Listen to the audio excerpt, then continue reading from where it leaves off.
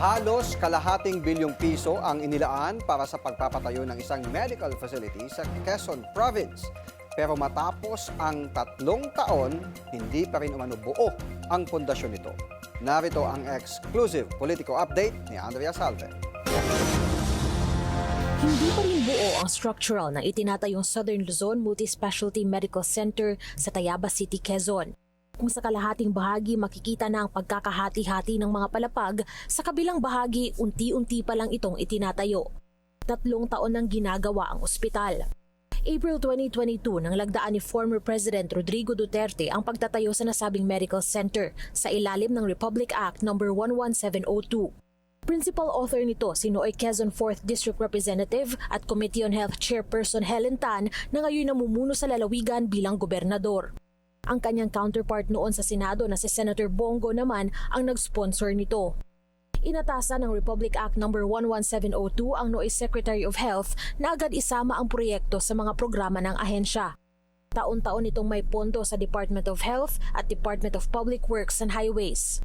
Sa DOH budget mula 2023 hanggang 2025, aabot na sa mahigit 113.8 million pesos ang nailalaang pondo para sa maintenance and other operating expenses ng ospital. Para naman sa construction, consistent din itong may pondo sa ilalim ng DPWH. Ang perang ginamit sa pagsisimula ng construction noong 2023 galing sa 2022 GAA at kung susumahin, aabot na rin sa 480 million pesos ang na-allocate na budget para rito hanggang 2025.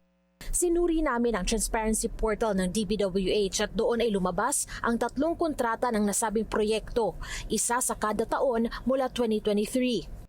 Lahat ng ito na panalunan ng mga kumpanyang pagmamay-ari ng tinaguriang flood control royalty na sina Sara at Curly Discaya na ngayon revoke na ang mga lisensya.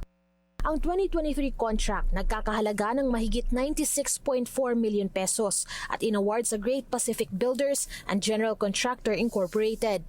Batay sa portal, 100% o nakumpleto na ang proyekto. Mahigit 173 million naman ang halaga ng kontratang napanalunan ng St. Gerard Construction General Contractor and Development Corporation noong 2024. Pero hanggang ngayon, kung pagbabatayang muli ang portal, hindi pa nasisimulan ang bahaging ito ng proyekto. Taong 2025, na-award sa parehong kumpanya ang mahigit 195 million na kontrata na nakatag as ongoing sa DPWH portal. Para sa mga kontrata ng kumpanyang St. Gerard, si Curly Discaya ang pumirma sa mga ito. Kumatawa naman sa DPWH ang sinibak na Regional Director na si Jovel Mendoza. Kasabay na nasibak ni Mendoza sa ahensya ang asawa ni Governor Tan na si Ronel Tan dahil sa umano'y pagkakasangkot sa mga iniimbestigahang flood control project.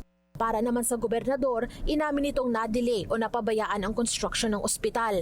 Base sa mga larawan noong binisita niya ang site taong 2024, tila sinisimulan pa lang ang pagtatayo sa pundasyon nito.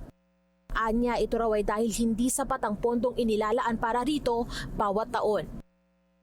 I think yung funding requirement, number 2 is that syempre yung efficiency, no, and inabot ng mga problema siguro ng DPWH, so nagka-delay sila sa mga implementation siguro, but the budget is actually not enough to finish it. Ilang beses na rin daw siyang sumulat sa 2 ahensya para i-prioritize ang construction ng ospital.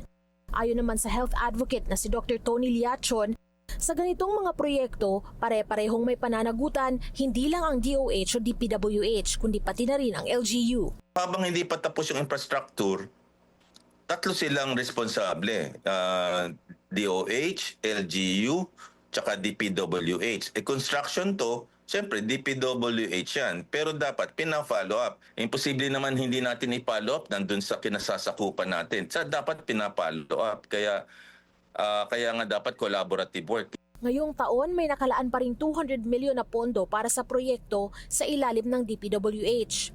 Wala naman itong item sa DOH budget.